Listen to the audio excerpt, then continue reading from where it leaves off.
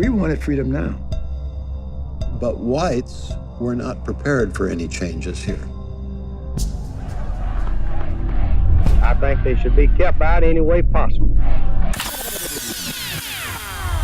Well, I mean, I think for my films, which a lot of times use scholars, it's really important to have black scholars as part of it. You know, as we talk about African American history, that we not only have black scholars on camera, but that we listen to them and hear their opinions, which can sometimes be a little bit different from white opinions on African American history. I think one of the things that's also interesting is that we want to also make sure that we have some white scholars in the film, because so many times you have a film and it's all black scholars, then it's easier for white folks to say, oh, I don't believe that. There must be something wrong here. So we try to have a mixture of black scholars and some white scholars. I think it's important, in my work to show black people in all different kinds of occupations, in all different kinds of spaces.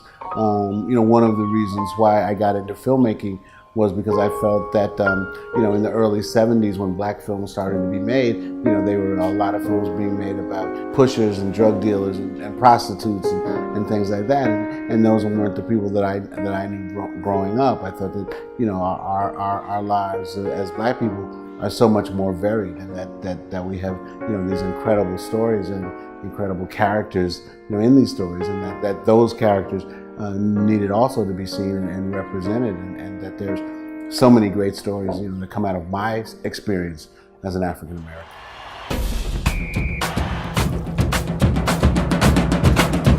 This HBCU experience has taught me that anything is possible as long as you have that one spark.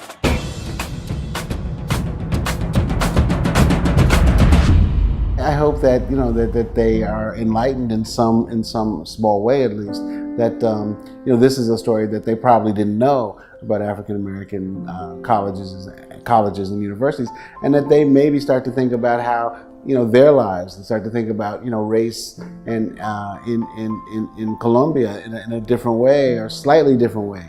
I think I've been fascinated by what I've learned being here, and the differences and the similarities between the United States and Colombia, their black populations. So I think that for so many students today, obviously, everybody kept raising their hands. We had to stop it at some point. There's a lot to think about and talk about.